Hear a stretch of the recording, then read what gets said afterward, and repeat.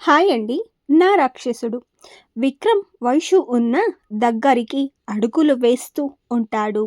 అప్పుడు అతడు ఆమెను ఏం చేసేస్తాడా అని ఆమె భయంతో వణికిపోతూ అలాగే విక్రమ్ని చూస్తూ వద్దు వద్దు విక్రమ్, నువ్వు ఎలా చెబితే నేను అలానే నడుచుకుంటాను.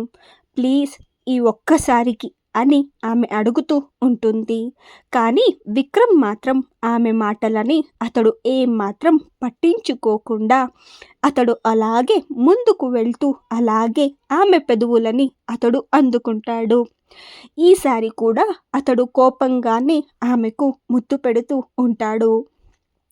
అతడు అలా చేయడంతో అతడు చేసిన పనికి ఆమె కళ్ళ నుంచి కన్నీళ్ళు ఆమె ప్రమేయం లేకుండా కారిపోతూ ఉంటాయి. అయినా సరే ఆమెను అతడు 5 నిమిషాలు ముద్దు పెట్టుకున్న తరువాత అతడు ఆమెను వదులుతాడు. అప్పుడు ఆమె కళ్ళల్లో నుంచి కన్నీళ్లు కారిపోతూ ఉంటే అతడు వాటిని చూస్తూ ఐ లైక్ దిస్ అని అంటాడు. అలాగే ఆమె తన మనసులో వీడిని 5 నిమిషాలు మాత్రమే మంచిగా అనుకున్నానో లేదో, అలాగే 5 నిమిషాల్లోనే వీడిలో ఉన్న సాడిస్ట్ని వీడు నాకు పరిచయం చేసేశాడు అని ఆమె మనసులో విక్రమ్ని ఆమె మనసుకు వచ్చినట్లు తిట్టుకుంటూ ఉంటే విక్రమ్ ఆమెను చూస్తూ ఏం పర్వాలేదులే, బయటికే తిట్టుకో, నేనేమి అనుకోను అని అంటాడు. అది కూడా యాటిట్యూడ్గా. కాకపోతే నీకు పనిష్మెంట్ మాత్రం ఉంటుంది అంతే. అలాగే అతడు వైషును చూస్తూ ఈరోజు నువ్వు చెయ్యవలసిన పనుల లిస్ట్ ఇది అని ఆమెకు ఇచ్చిన తరువాత ఇవన్నీ నువ్వు త్వరగా చేసేయి అని అతడు అక్కడి నుంచి వెళ్ళిపోగానే వైషు అసలు నేను ఇలాంటి రాక్షసుడిని నేను ఎలా భరిస్తూ ఉన్నాను అది కేవలం నాకు మాత్రమే తెలుసు. దేవుడా, ఎందుకయ్యా నాకు ఇలాంటి వాడిని తగిలించావు? నేనసలు ఏ జన్మలో ఏం పాపం చేశానయ్యా? ఈ జన్మలో నువ్వు ఇలా నా మీద ఇంతలా పగ తీర్చుకుంటూ ఉన్నావు అని వైషు తనలో తానే అనుకుంటూ అర్జున్ చెప్పిన వంటలన్నీ చేయడంలో బిజీ అయి పడిపోతుంది. వైషు అలాగే అర్జున్ కోసం ఆమె పూర్తిగా వంట అంతా ఫినిష్ చేసిన తరువాత ఆమె అక్కడి నుంచి బయటికి వెళ్తూ ఉంటే అప్పుడే అక్కడికి వచ్చిన అర్జున్ వైషుని చూస్తూ ఏయ్, ఎక్కడికి వెళ్తున్నావు అని అంటాడు. వైషు అతడితో ఎక్కడికి లేదు అని భయంగా అతడితో ఆమె చెబుతూ ఉంటే అతడు ఆమెలో ఉన్న ఆ భయాన్ని చూస్తూ అతడు ఎంజాయ్ చేస్తూ ఆ భయాన్ని ఎప్పుడూ కూడా నువ్వు నా ముందు ఇలానే మెయింటైన్ చేయి. ఒకవేళ నీలో ఏమైనా ఈ భయం మిస్ అయ్యింది అని అనుకో, అప్పుడు నువ్వే మిస్ అయిపోతావు. అందుకే నాకు కూడా తెలుసులే, నువ్వు మాత్రం నీలో ఉన్న భయాన్ని మిస్ చెయ్యవు అని అంటాడు విక్రమ్. అలాగే అతడు అలా అంటూ అలాగే వైషు వండిన వంటలన్నీ అతడు కడుపు నిండా తినేస్తాడు. అతడిని చూస్తూ ఉంటే వైషును చూస్తూ నాకు దృష్టి పెట్టాలి అని నువ్వు అనుకుంటూ ఉన్నావా? నువ్వు కూడా తిను అని అంటూ అతడు తిన్న ప్లేట్ని వైషు ముందుకు తోస్తాడు.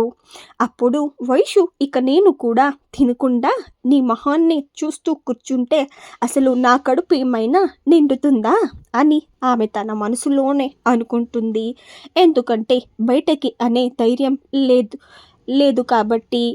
అలాగే ఆమె సరే అన్నట్లుగా ఆమె తలను కూడా ఊపుతుంది. అర్జున్ అలాగే పైకి లేచి అతడు పైకి వెళ్తూ ఉంటే అలాగే చూస్తూ ఉంటాడు. వైషుతో అతడు మాట్లాడుతూ మీ నాన్న పరువు పోతే కనీసం మాత్రం ప్రాణాలతో బతకలేడు అని నువ్వు నాతో అన్నావు కదా, ఇప్పుడేమో నిన్ను నేను ఇక్కడికి తీసుకుని వచ్చేశాను. ఇప్పుడు కూడా మీ నాన్న ఇంకా ప్రాణాలతో బతికి ఉంటాడా అని అంటాడు విక్రమ్. అప్పుడు అతడి మాటలని వినగానే వైషు భయంతో వణికిపోతూ ఉంటుంది. అతడు చెప్పింది కూడా నిజం కాబట్టి వైషు అసలు వాళ్ళ నాన్నకి ఏమైనా అయ్యిందా అని ఆమె అలా భయపడుతూ ఏడుస్తూ ఉంటే అతడు ఆమెను అలా చూస్తూ అతడు తనలో తానే నవ్వుకుంటూ అతడు అక్కడి నుంచి వెళ్ళిపోతాడు.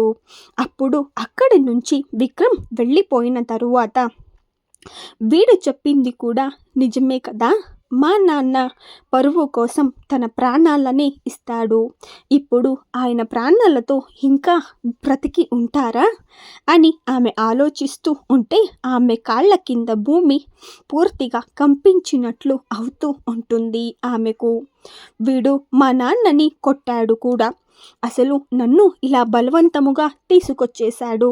అసలు మా నాన్న వాళ్ళు ఇంకా ఇంట్లో వాళ్ళు ఎలా ఉన్నారో నేను ఒక్కసారి వాళ్ళకి కనీసం ఫోన్ అయినా చేసి తెలుసుకుందాం అని ఆమె అనుకుంటూ ఆమె ఆ విల్లాలో ఉన్న ల్యాండ్లైన్ దగ్గరికి పరుగెత్తుకుంటూ వెళ్తుంది.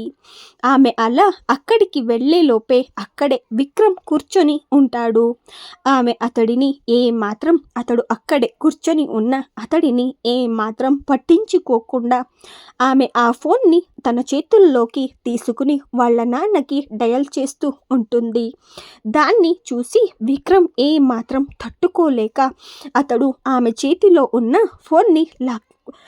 ఫోన్ని లాక్కుని ఆమెను కూడా అతడి దగ్గరికి లాక్కుని, నీకు ఎంత ధైర్యం ఉంటే నేను నీతో మాట్లాడుతూ ఉంటే నువ్వు నన్ను ఏమాత్రం పట్టించుకోకుండా నువ్వు మీ వాళ్ళకి ఫోన్ చేస్తూ ఉన్నావా?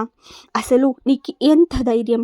నీ కళ్ళకి నేనేమైనా పిచ్చివాడిలా నీకు కనిపిస్తూ ఉన్నానా అని అతడు అంటూ ఉంటే అప్పుడు కూడా అతడిని దూరంగా నెట్టేసి, నువ్వు ఏం చేసినా పర్వాలేదు, కానీ ఇప్పుడు మా నాన్న ఎలా ఉన్నారు? నేను అయినంత త్వరగా మా నాన్న గురించి తెలుసుకోవాలి. నువ్వు నన్ను ఇలా ఇక్కడికి బలవంతముగా తీసుకొచ్చేశావు. ఇప్పుడు మా నాన్న అసలు ఏమైపోయి ఉంటారో? ఒకవేళ మా నాన్నకి ఏమైనా అయ్యింది అని అనుకో, నువ్వు ఈరోజు నా చేతుల్లో చస్తావు అని విక్రమ్కి వార్నింగ్ని ఇస్తుంది వైషు. అలాగే అతడిని చూస్తూ, నేను అన్నిటినీ నీ దగ్గర భరిస్తూ అలాగే ఇలా నీ కాళ్ళ దగ్గర నోరు మూసుకొని పడి ఉండేది కేవలం నా ఫ్యామిలీ కోసం మాత్రమే. ఒకవేళ నా ఫ్యామిలీకి ఏదైనా జరిగింది అంటే నిన్ను నేను ఏమాత్రం క్షమించను అని వైషు విక్రమ్కి వార్నింగ్ ఇస్తూ ఉంటుంది. విక్రమ్లో ఉన్న బీస్ట్ బయటికి వచ్చేస్తాడు. దాంతో వైషు చేసిన పనికి అతడు కూడా అతడి కోపాన్ని ఏమాత్రం కంట్రోల్ చేసుకోలేక వైషు చంపపై గట్టిగా లాగి కొడతాడు. అతడు అలా కొట్టగానే ఆ దెబ్బకి ఆమె వెళ్ళి కింద ఫ్లోర్ మీద పడుతుంది. అలాగే అతడు ఆమెను చూస్తూ ఏంటే, నీ వాళ్ళ కోసం నువ్వు నాకు వార్నింగ్ ఇస్తావా? వాళ్ళ కోసం నువ్వు నన్ను చంపేస్తావా? వాళ్ళ కోసం నువ్వు చచ్చిపోతావా?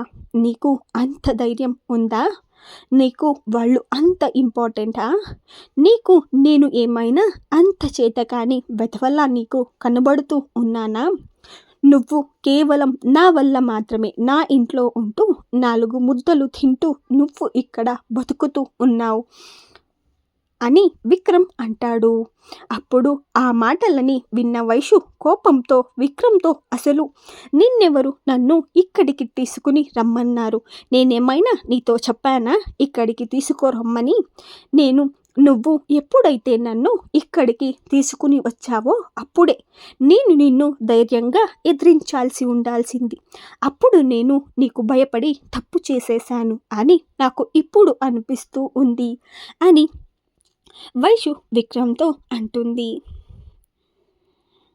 ఇప్పుడు వైషు చేసిన పనికి విక్రమ్ ఆమెకు ఎలాంటి పనిష్మెంట్ ఇస్తాడో తెలుసుకోవాలంటే మీరు నెక్స్ట్ ఎపిసోడ్ని ఫాలో అయిపోండి. Thank you. మళ్ళీ నెక్స్ట్ ఎపిసోడ్లో కలుసుకుందాం.